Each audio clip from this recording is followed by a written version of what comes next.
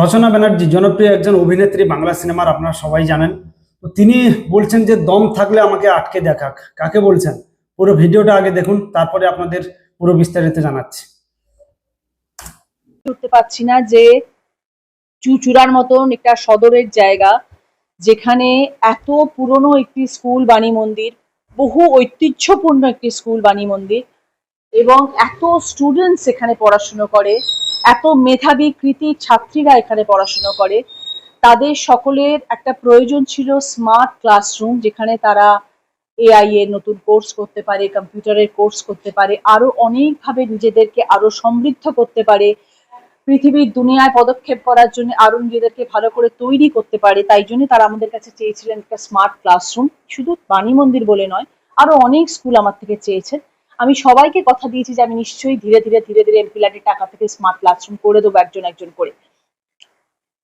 সেই ক্ষেত্রে আমার বাণী মন্দিরও লিস্টে ছিল এবং আমি সেখানে এই স্মার্ট ক্লাসরুমের প্রস্তুতি নিয়েছিলাম এবং করেছি। আমি আজকে এই কথাটি শুনে আমি অবাক হয়ে গেলাম যে তৃণমূল কংগ্রেস পার্টির বিধায়ক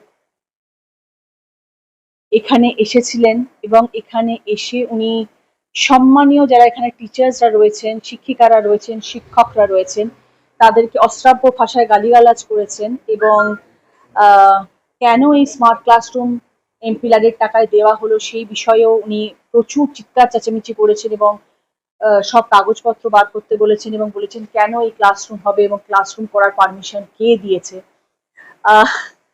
প্রথমত এমপিআরের টাকা নিয়ে সাংসদ কোথায় কি করবে সেটা সম্পূর্ণ সাংসদের নিজস্ব ইচ্ছা, নিজস্ব চিন্তা ভাবনা, নিজস্ব স্বপ্ন।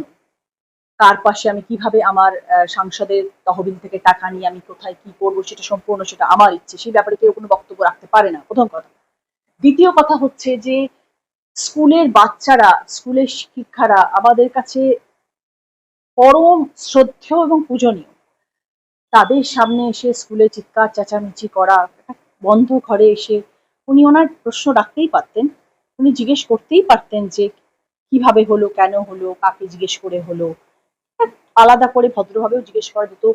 করিডোরে দাঁড়িয়ে সব স্কুল চলছে, ক্লাস চলছে, সেই মুহূর্তে এসে প্রধান শিক্ষিকাকে ডেকে এরকম চিৎকার চেঁচামেচি করা এবং গালিগালাজ করা, এটা খুব একটা গ্রহণযোগ্য নয়, আমার কাছে তো নয় এবং কারোর কাছেই নয়।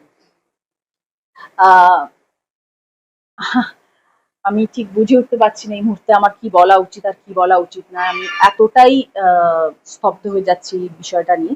কিন্তু আমি একটা কথা বলে দিতে চাইছি আজকে, যে আগামী দিনেও আমি স্মার্ট ক্লাসরুম করবো চুচুড়া রুটে এসে, এবং স্কুলের পাশে আমি থাকবো, মানুষের পাশে আমি থাকবো। প্রচুর স্মার্ট ক্লাসরুম হবে, প্রচুর স্কুলের উন্নতি হবে, স্বাস্থ্য নিয়ে কাজ হবে, ইমামবাড়া হাসপাতাল নিয়ে কাজ হবে, অনেক কাজ হবে। যতদিন আমি সাংসদ থাকবো ততদিন কাজ করবে।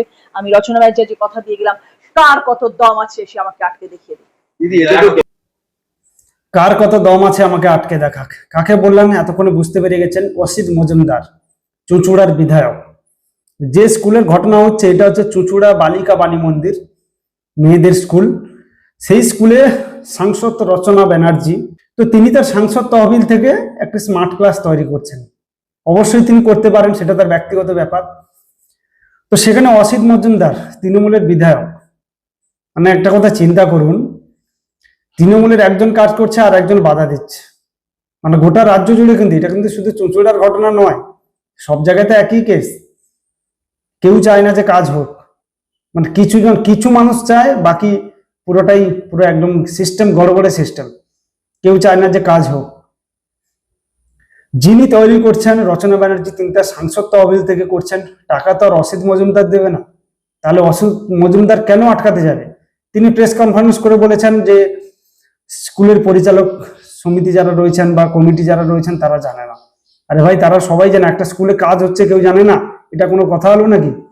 যাই হোক, রচনা ব্যানার্জি অসিত মজুমদারকে পুরো একদম কি বলবো, মানে ঠাঁটিয়ে একটা চড় দিলেন যে আগামী দিনেও আমি কাজ করবো এই চুঁচুড়া হুগলির বুকে। কার কত দম আছে আমি দেখে নেব। যদি আপনাদের কিছু বলার থাকে অবশ্যই কমেন্ট করে বলবেন। সবাই ভালো থাকবেন, সুস্থ থাকবেন।